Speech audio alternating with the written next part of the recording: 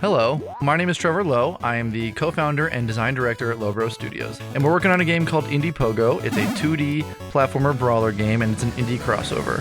We've been working on it for about 2 years now, and we're pretty happy with how it's coming together, but keep in mind it's still a work in progress, and that's going to be especially apparent with the menus. You can get 4 friends together to play local multiplayer, or you can jump into the online mode and play with anyone around the world. Alright, I'm going to go with Zorby here.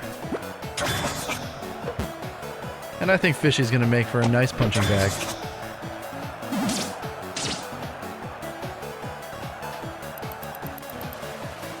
Given that it's an indie crossover game, all the stages come from existing indie games as well. But we're going to go with the Afterlife Hub, which comes from a game called Two Brothers.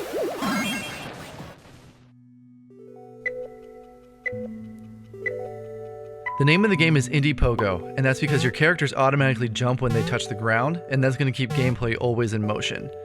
So you're going to notice Zorby here, I'm not actually pressing any jump button, he's just jumping on his own, and I'm moving side to side. You do have a couple movement options though.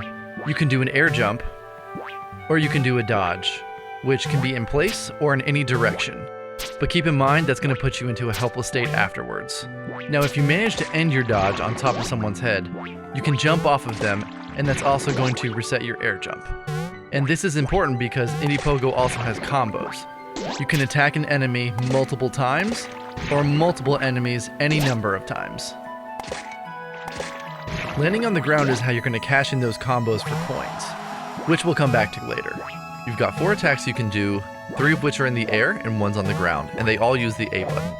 So you hold the control stick up and press A to do an up aerial. Zorby has the ability to do it 3 times, which is pretty cool. He gets a lot of upward recovery, but the main purpose of it is he can eat opponents above him and poop them out below.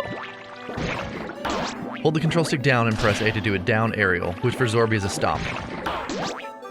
Press A with no directional influence from the control stick to do a neutral aerial, which for Zorby is an axe spin. His last attack is the axe throw, which ties everything together.